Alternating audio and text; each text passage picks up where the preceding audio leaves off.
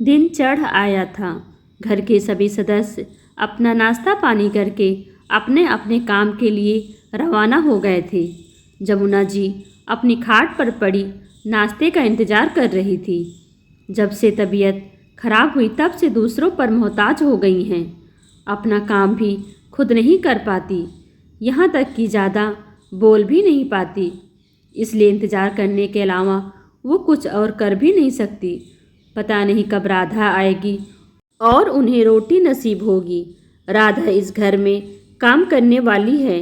वही जमुना जी को नहला धुलाकर खाना खिलाकर जाती है, वरना उनकी बहू मीनू तो कमरे में आकर भी नहीं झांकती। तभी दरवाजे की घंटी बजी। उन्हें लगा कि राधा आ गई, लेकिन तभी उनके कमरे में उनकी बेटी सुनीता आ गई। अपनी माँ को देखते ही बोली, अरे माँ, कैसी हो तुम? ये क्या, अभी तक नहाई धोई भी नहीं तुम? लगता है राधा अभी तक नहीं आई। जमुना जी ने इशारे से उसकी बात पर सहमति जताई और उसे अपने पास बुलाया। तब इधर उधर देखते हुए सुनीता अपनी माँ के पास आई। बोलो माँ, कुछ चाहिए? जमुना जी ने इशारे से खाने के लिए कहा। इशारे को समझते ही सुनीता को बहुत गुस्सा आया। घर में भाभी मौजूद हैं, लेकिन माँ अभी तक भूखी हैं, जबकि बीमारी में उन्हें दवा और खाना सही टाइम पर चाहिए होता है, तभी तो जल्दी ठीक होंगी।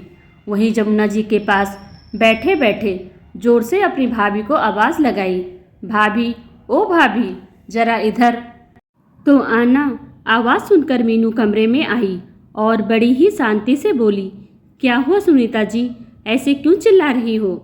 उसे इतना शांति से बात करते देखकर सुनीता चिढ़ गई और बोली, ये क्या, अभी तक माँ ना ही नहाई हैं और ना ही उन्हें खाने के लिए कुछ दिया गया है। उसकी बात सुनकर मीनू बोली, वो राधा अभी नहीं आई तो आप खिला नहीं सकती क्या? आखिर आपकी भी तो सास है, सास भी माँ ही होती है। अच्छा, कब से? और मैं मुफ्त की रोटी खाने वाली इन्हें रोटी कैसे खिला सकती हूँ?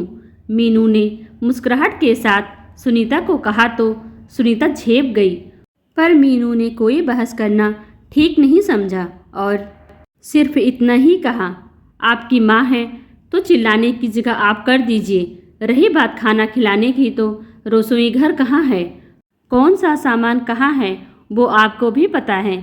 मेरी ज़रूरत कहाँ है? कहकर मीनू चुपचाप अपने कमरे में चली गई। सुनीता खुद ही उठी और चुपचाप रसोई में से अपनी माँ के लिए पहले खाना लेकर आई और उन्हें खाना खिलाने लगी। उधर मीनू अपने कमरे में आ गई। कमरे में आने के बाद उसे याद हो आया वो दिन जब वो नीरज की पत्नी बनकर इस घर में आई थी। घर में सास जमुना जी, छोटा बेटा पवन और बेटी सुनीता थी। जमुना जी का स्वभाव बिल्कुल दबंग था। उनके आगे घर में किसी की भी नहीं चलती थी। मैं सिर्फ उनको काम करती हुई अच्छी लगती थी। मेरा आराम करना उन्हें कभी पसंद नहीं आता और उनका साथ देती थी उनकी बेटी सुनीता। उसे बड़ा मज़ा आता था अपनी माँ से अपनी भाभी को डांट पड़वाने में, बात बात पर ताने सुनवाने में। अगर मीनू कभी गलती से भी कह देती कि वह थक गई है तो उसे सुनने को मिल जाता कि तुम्हें घर में कोई मुफ्त की रोटी तोड़ने के लिए थोड़े ना लाए हैं, चुपचाप से काम करो। शादी के 1 साल बाद वो एक बेटी परी की माँ बन गई, पर फिर भी दोनों माँ बेटी के स्वभाव में कोई फर्क नहीं पड़ा। अभी भी वो लोग मीनू से पूरा काम करवाते, चाहे उसकी बच्ची भूख से रो ही क्यों ना रही हो, पर उन्हें पहले काम चाहिए होता। उसने बुखार की दवा भी दी, लेकिन जब तक असर रहता तब तक वह ठीक रहती और जैसे असर ख़त्म होता परी की तबीयत वापस ख़राब हो जाती। 2-3 दिन से मीनू डॉक्टर को दिखाने को भी कह रही थी, पर काम की अधिकता के चलते नीरज जा नहीं पा रहा था और जमुना जी मीनू को अकेले कहीं जाने नहीं दे रही थी। उनका सिर्फ एक ही तकिया कलाम था, अरे बच्चे हैं, हारी मारी चलती रहती है। अब छोटी छोटी चीज़ों के लिए डॉक्टर के पास थोड़े ना जाएंगे, जा चुपचाप काम कर। पर उस दिन परी रोई जा रही थी, यहाँ तक कि दूध भी नहीं पी रही थी, लेकिन जमुना जी का मन नहीं पसीज रहा था। मीनू उसे गोद में लेकर दूध पिलाने की कोशिश कर रही थी तो जमुना जी ने डांट दिया, अरे घर में शादी का काम है और तू बार बार बच्चे को लेकर बैठ जाती है। जा फटाफट खाना बना, बहुत भूख लगी है। दूसरे काम भी निपटाने हैं। थोड़ी देर बच्ची को रो भी लेने दिया करो ताकि उसके हाथ पैर चले। आखिर मीनू को परी को छोड़कर रसोई में जाना पड़ा। बीच में 1-2 बार कमरे में आने की कोशिश भी की, पर सुनीता अपनी माँ को भड़का देती और उसे डांट पड़ जाती। 2 घंटे बाद मीनू अपना रसोई का काम निपटाकर फटाफट कमरे में गई तो देखा कि नन्ही सी परी रो रो कर थक हार कर खुद ही सो गई थी। मुंह में अंगूठे को लिए तितर बितर हालत में सोई हुई अपनी 5 महीने की बेटी को देखकर मीनू की आंखों में आंसू आ गए। उसकी आंखों का फैला हुआ काजल बता रहा था कि कितना रोई होगी, लेकिन घर में आखिर सुनने वाला कौन था। तभी बाहर से जमुना जी की आवाज़ आई, अरे बहू कहाँ चली गई? जरा जल्दी से चाय तो बनाकर लेकर आ, अभी तो खाना खाया है, अब फिर से चाय।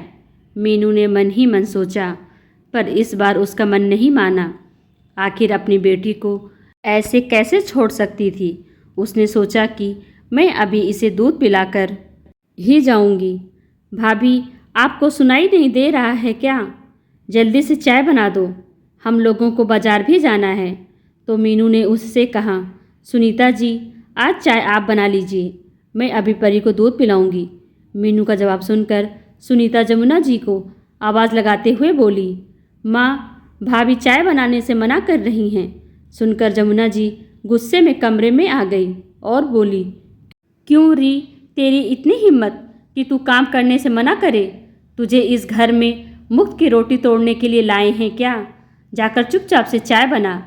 लेकिन मीनू वहाँ से हटी तक नहीं और जाकर परी के पास बैठ गई। जमुना जी फिर बोली, हाय राम, देखो तो इसकी हिम्मत, मेरी बात को अनसुना कर रही है। अरे थोड़ी देर दूध नहीं पिएगी तो मर नहीं जाएगी तेरी बेटी। सुनकर मीनू के तन बदन में आग लग गई। आखिर जोर से चिल्लाते हुए बोली, बस माँ जी, बहुत बोल दिया आपने। अगर इतना ही है तो अपनी बेटी से चाय बनवा कर पी लीजिए। खुद तो खा पी कर बैठे हैं, पर मेरी बच्ची तो भूखी है, मैं उसे और भूखा नहीं रखूँगी, कह दिया। बस इससे पहले जमुना जी कुछ कहती, मीनू ने परी को गोद में लेने के लिए उठाया, लेकिन ये क्या, परी तो कोई हलचल ही नहीं दिखा रही थी।